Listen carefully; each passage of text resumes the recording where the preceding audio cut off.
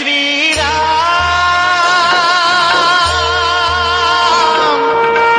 जय श्री राम। बोलिए सियापति रामचंद्र भगवान की जय।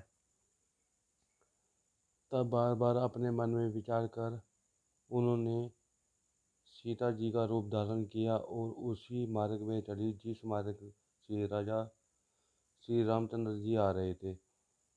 तब जो ही श्री लक्ष्मण जी ने श्री सती जी के उस बनावटी वेश को देखा तो ही उनका हृदय अत्यंत भ्रम में चकित हो गया, किंतु वे अत्यंत गंभीर होकर कुछ कह न सके, क्योंकि वे मति धीर प्रभु श्री रामचंद्र जी के प्रभाव को अच्छी तरह जानते थे। किंतु देवताओं के स्वामी श्री रामचंद्र जी सती के उस कपट को, जो उनके हृदय में पहले ही उत्पन्न हो चुका था और जिस कारण श्री महादेव जी ने परीक्षा लेने को भेजा था, जान गए, क्योंकि वे सर्वदर्शी और सबसे मन की बात को जानने वाले अंतर्यामी है।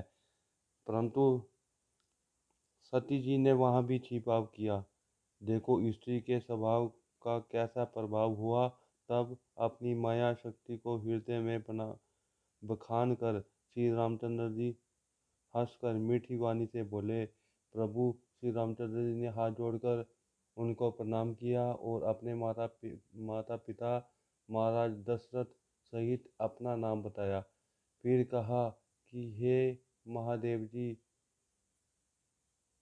कहाँ है आप? अकेली इस वन में किस प्रयोजन से घूम रही है? तब श्री राम जी के ऐसे मीठे किंतु गूढ़ वचन को सुनकर श्री सती को अत्यंत संकोच उत्पन्न हुआ, अर्थात वह लज्जित हुई, जिससे भयभीत हो फिर श्री महादेव जी के पास अपने मन में बड़ी चिंता करती हुई लौट पड़ी। चिंता यह थी कि शंकर का कहना न मानकर अपनी अज्ञानतावश मैं श्री रामचंद्र जी के पास चली आई, सो अब जाकर वहाँ क्या उत्तर दूंगी। इस प्रकार उनके हृदय में अत्यंत दारुण दाह उत्पन्न हो गया। तब यह जानकर कि सती को दुख प्राप्त हुआ है, इसमें उन्हें श्री रामचंद्र जी ने अपना थोड़ा सा प्रभाव प्रकट कर दिखला दिया। वह प्रभाव यह था कि मार्ग में जाते हुए सती जी ने एक कौतुक देखा कि आगे आगे श्री रामचंद्र जी जानकी जी और भ्राता लक्ष्मण सहित चले जा रहे हैं। फिर जो घूमकर पीछे देखा तो वही सुंदर वेश वाले प्रभु श्री राम जी सीता जी और लक्ष्मण सहित सुंदर वेश में दिखाई पड़े। इस प्रकार जहाँ तहाँ सती जी ने देखा वहाँ वहाँ वही प्रभु विराजमान है और मुनियों में प्रवीण सिद्ध जन उनकी सेवा कर रहे हैं। उन्होंने देखा कि वहाँ अनेक ब्रह्मा विष्णु और महेश विराजमान हैं, जो एक से एक अमित प्रभाव वाले हैं, और वे सब प्रभु श्री राम के चरणों की वंदना करते हुए उनकी सेवा कर रहे हैं। इस प्रकार अनेक वेश वाले सब देवताओं को देखा। फिर उन्होंने देखा कि अंगनित सरस्वती लक्ष्मी सहित सती भी अनुपम रूप में दिखलाई पड़ रही हैं। इस प्रकार जिस जिस वेश में आजादी देवता ब्रह्मा विष्णु महेश थे, उन्हीं के शरीर रूप उनकी ही शक्तियाँ भी थी।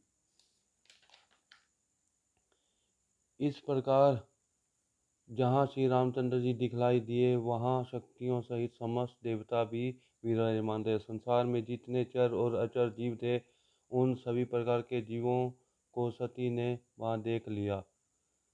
अनेक प्रकार के वेश धारण किए देवगण प्रभु श्री रामचंद्र जी का पूजन कर रहे थे, किंतु श्री रामचंद्र जी का दूसरा रूप नहीं दिखाई पड़ा, अर्थात वह एक रूप एक ही था। इस प्रकार सती जी सहित श्री रामचंद्र जी बहुत संख्या में दिखाई पड़े, किंतु सबका वेश एक ही दिखाई पड़ा। तब वह राम वही लक्ष्मण और वही सीता जी हैं, ऐसा देखकर सती बहुत भयभीत हो गई। उनका हृदय कांपने लगा। देह की सुधि न रही और वे नेत्र बंद कर मार्ग में बैठ गई। फिर दक्ष कुमारी सती ने जो नेत्र खोलकर देखा तो उस स्थान पर कुछ भी नहीं दिखाई दिया। फिर तो भगवान श्री रामचंद्र जी के चरणार विंदों में बारंबार अपना सिर झुकाकर जहाँ देवादिदेव शंकर जी विराजमान थे, वे वहाँ चले पड़ी। जब सती जी ने महादेव जी के निकट पहुंची तब महादेव जी ने हंसकर कुशल पूछा और कहा, सच्ची सच्ची बात कहो कि किस प्रकार परीक्षा ली। तब श्री रामचंद्र जी का प्रभाव समझकर सती जी ब्याह के मारे शिव जी से बात छिपाकर बोली, है गोसाई, मैंने तो कुछ भी परीक्षा नहीं ली और तुम्हारे समान ही प्रणाम करके लौट आई। आपने जो कहा वही कभी झूठा नहीं हो सकता। मेरे मन को ऐसा विश्वास हो गया है। तब श्री महादेव जी ने जो ध्यान करके देखा तो सती ने जो चरित्र किया था वह सब जान गए। तब राम जी की माया को समझकर शिव जी ने फिर सिर में प्रणाम किया, जिससे सती की बुद्धि को फेर कर उनसे झूठ कहलाया था। शिव जी विचारने लगे कि भगवान की इच्छा बलवान है। सती जी ने सीता का संहार किया है। इससे महादेव जी के मन में बड़ा खेद हुआ। अतः उन्होंने सोचा कि यदि मैं सती के साथ प्रीति करूंगा तो भक्ति मार्ग नष्ट हो जाएगा और अन्याय होगा। प्रीति बहुत है जो छोड़ी भी नहीं जा सकती और यदि प्रेम करूं तो बड़ा पाप होगा। इस कारण महादेव जी ने प्रकट में तो कुछ कहा नहीं, किंतु मन में बड़ा संताप उत्पन्न हुआ। तब महादेव जी ने प्रभु के चरण कमलों में सिर झुकाकर श्री राम का स्मरण किया तो मन में ऐसा आया कि अब इस शरीर से तो मुझसे और सती में भेंट नहीं होनी चाहिए। ऐसा अपने में संकल्प किया। ऐसा विचार कर धीर बुद्धि वाले श्री शिव जी राम जी का स्मरण करते हुए घर को चले। तब चलते ही यह सुहावनी आकाशवाणी हुई कि महादेव जी आपकी जय हो। आपने भक्ति को बड़ी भांति दृढ़ किया है। भला ऐसा प्रण तुम्हारे बिना कौन दूसरा कर सकता है। तुम भगवान श्री राम के समर्थ भक्त हो। यह सुनकर सती को बड़ी चिंता उत्पन्न हुई। तब वे संकुचित हो शिव जी से पूछने लगी, हे प्रभु दीन दयालु, सत्य के धर्म, आपने कौन सा प्रण किया है। यद्यपि सती जी ने बहुत तरह से पूछा तो भी त्रिपुरारी भगवान शंकर ने कुछ नहीं कहा। तब सती जी ने अपने हृदय में यह अनुमान कर लिया कि इन सर्वज्ञ ने सब कुछ जान लिया है। मैंने महादेव जी से छल किया है। मैं स्त्री की जाति जड़ और मूर्ख हूँ। देखो प्रीति की रीति कितनी उत्तम है कि जल भी दूध में मिलकर दूध ही के भाव ही बिकता है, किंतु कपट रूपी खटाई से अलग हो जाता है, अर्थात बिगड़ जाता है। इस प्रकार अपनी करतूत को मन में सोच समझकर सती जी को महान सोच हुआ। श्री महादेव जी कृपा के सुमंदर हैं, इसीलिए उन्होंने प्रगट में मेरा अपराध नहीं कहा। यह सती जी सोचने लगी। तब श्री महादेव जी का रूप देखकर सती जी ने जान लिया कि स्वामी ने मुझे त्याग दिया है। इससे वह व्याकुल हो गई। अपना पाप समझकर कुछ कह ना सकी। हृदय कुमार के आमे की तरह बहुत अपने लगा। तब सती को चिंतन और चिंतित जानकर श्री महादेव जी सुखदायक अनेक ऐतिहासिक कथाएं कहने लगे। इसी प्रकार मार्ग में अनेक इतिहासों का वर्णन करते हुए विश्वनाथ शंकर जी कैलाश में आ पहुँचे। फिर अपने प्रण को सुमन कर श्री महादेव जी एक वट के वृक्ष के नीचे कमलासन लगाकर बैठ गए। तब उनके इस प्रकार स्वरूप संभालते ही सहज ही अखंड अपरा समाधि लग गई। फिर तो मन में अत्यंत चिंता करती हुई सती जी कैलाश में वास करने लगी। इस भेद को कोई कुछ भी नहीं जान सका और उनका एक एक दिन युग के समान बीतने लगा। इस प्रकार सती जी के मन में अधिकाधिक नवीन सोच होने लगा कि मैं कब इस दुख सागर से पार होंगी, जो मैंने श्री रामचंद्र जी का अपमान किया और फिर पति के वचन को मिथ्या करके जाना। अब वही फल विधाता ने मुझे दिया है और जो कुछ उचित था वही किया है।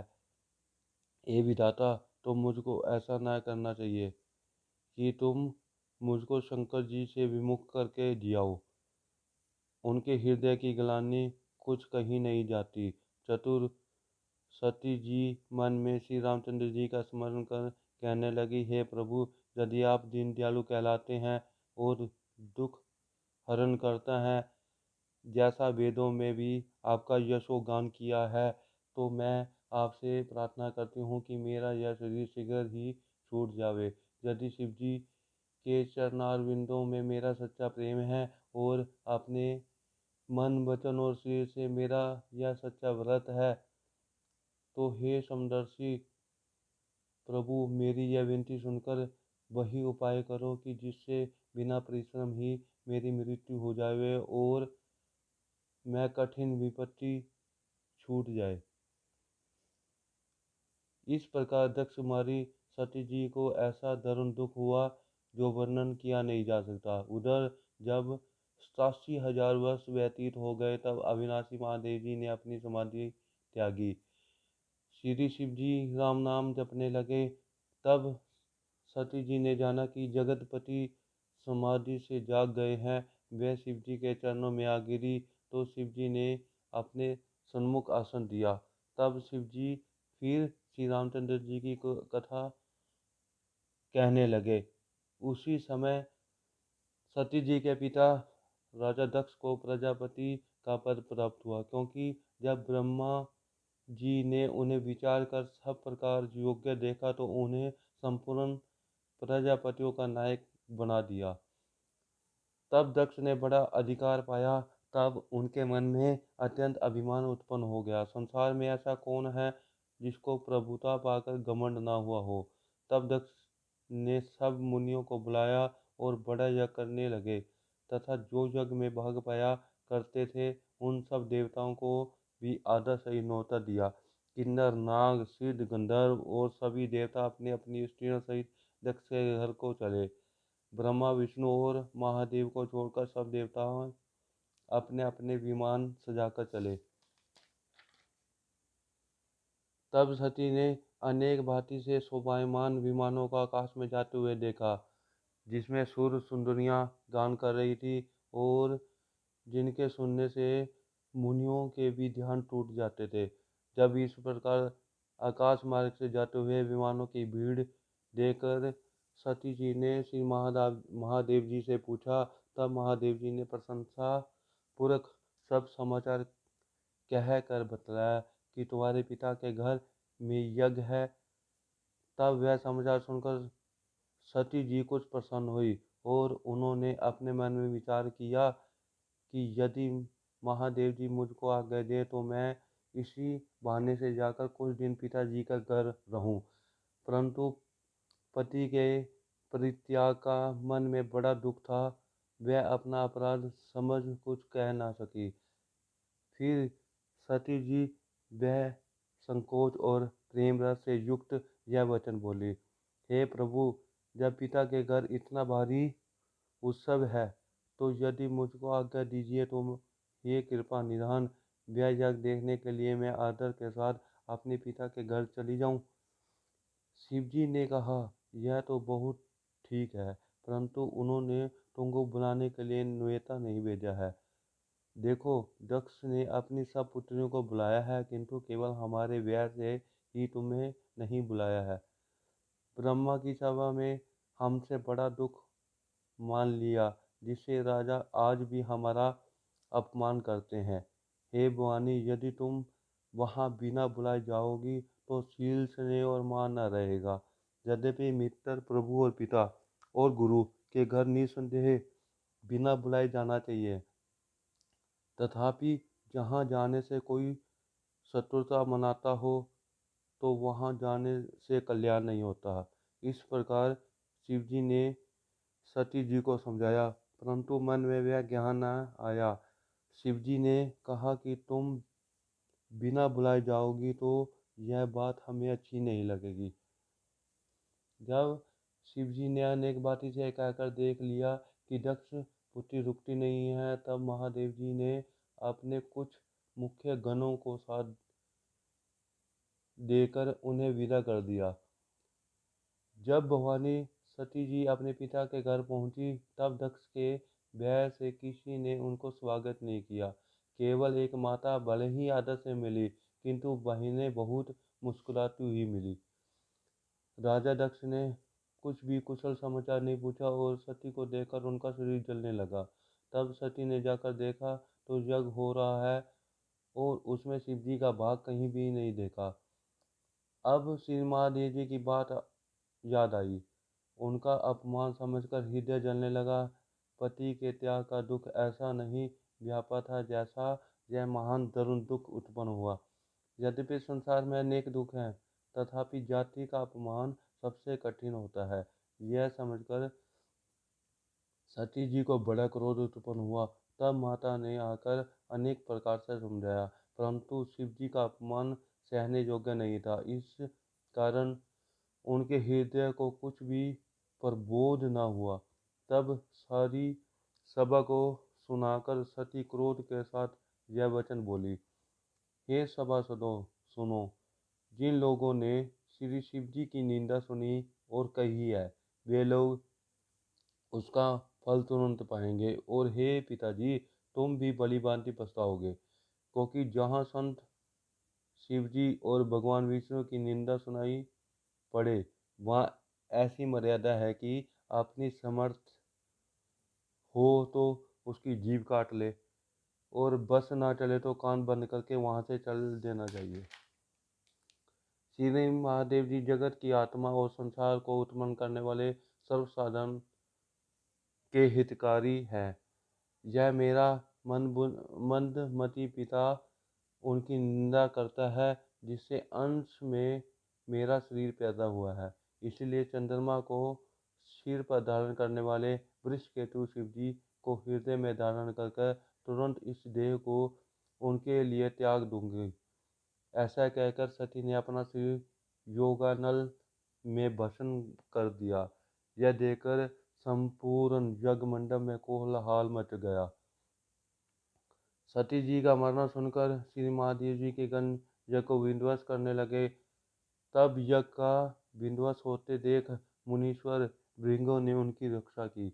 यह समाचार जब श्री महादेव जी को मिला तो उन्होंने कुपित होकर अपने गण वीरभद्र को भेजा।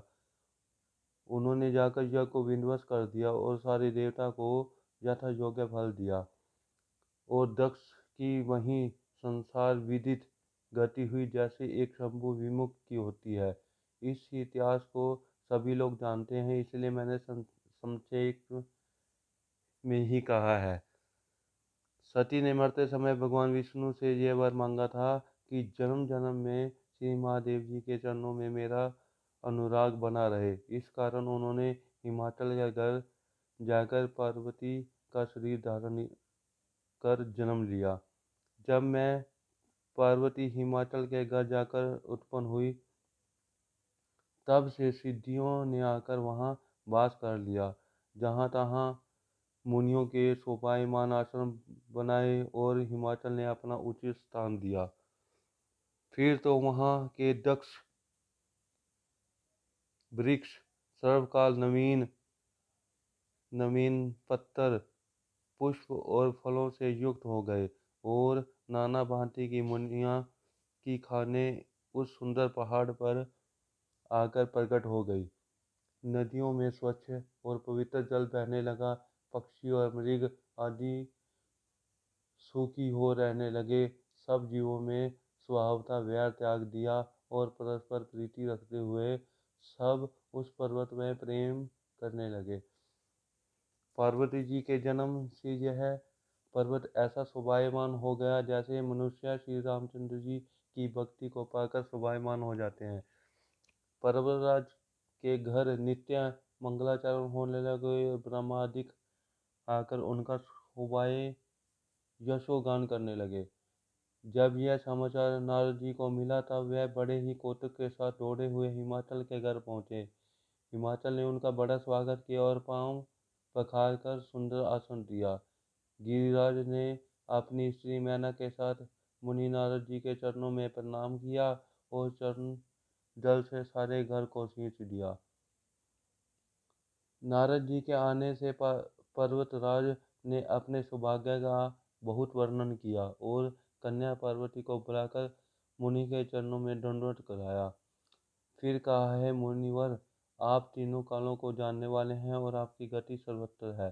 सो आप अपने मन से विचार कर कन्या के गुण और दोष कहिए।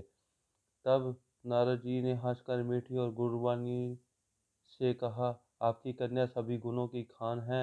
यह स्वभावतः सुशील और बुद्धिमती है, अतः इसका उमा, अंबिका और भवानी नाम है।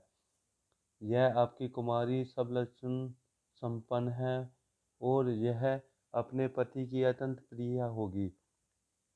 इसका सौभाग्य सदा अचल रहेगा और माता पिता को जगत में यश प्राप्त होगा। यह सारे संसार में पूज्य होगी और इसकी सेवा करने से ऐसी कोई भी दुर्लभ वस्तु नहीं है जो ना मिले। इसके नाम को जप कर संसार की स्त्रियां पतिव्रत धर्म रूपी तलवार की धार पर चढ़ेंगी। हे प्रभुराज, आपकी कन्या सुलक्षणी है, परंतु इसमें दो चार अवगुण है, वह भी सुनिए।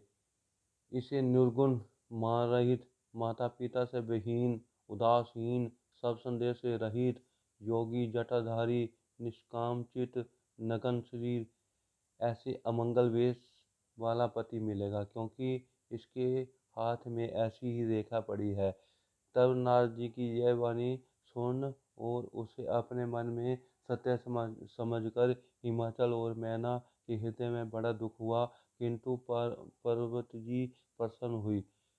वह एक ऐसी दशा थी जो समझने में अलग थी, जिसे नारद जी भी नहीं जान सके। सब सखियां सहित पार्वती हिमाचल और मैना के शरीर पुलकित हो गए और नेत्रों में जल भर आए। तब नारद जी का वचन झूठा नहीं हो सकता, ऐसा मानकर पार्वती ने उसे अपने हृदय में रख लिया। पार्वती को महादेव जी के चरण कमल में स्नेह तो उत्पन्न हो गया, परंतु उनका मिलना कठिन है, यह समझकर हृदय में संदेह भी हुआ। परंतु कुअवसर जानकर वह उस प्रीति को छिपा ली और सखियों की गोद में जाकर बैठी।